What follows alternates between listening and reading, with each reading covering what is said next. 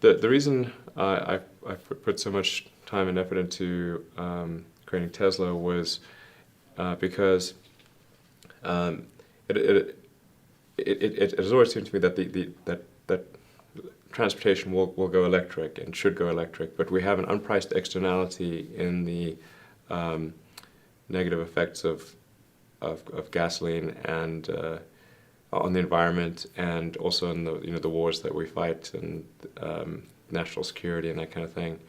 Whenever you have an unpriced externality, you can't quite rely on the market to do the right thing. So in order to have electric vehicles come sooner than they otherwise would, I mean, electric vehicles were always going to be the long-term transportation mechanism. But to make that day come sooner, you have to bridge the gap with innovation. That was the goal with Tesla, is to try to serve as a catalyst to accelerate the day of electric vehicles. And I think when all's said and done, I'm hopeful that historians will look back on Tesla and say that Tesla advanced that by at least 10 years, which that would be a huge victory in my mind.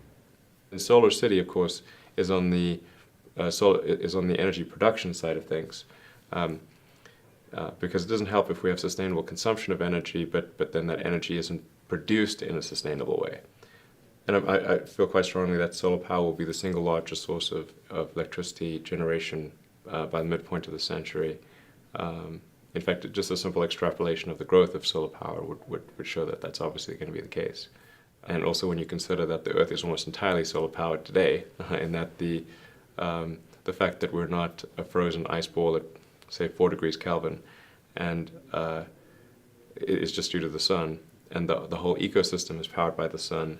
There's just an itty-bitty amount of energy that we need to do complicated human things. This is a tiny amount of energy, really, compared to what the sun puts on the Earth every day. And we just need to capture a little bit of that and turn it into electricity. So we have to try to accelerate that with innovation. And that's what SolarCity is about.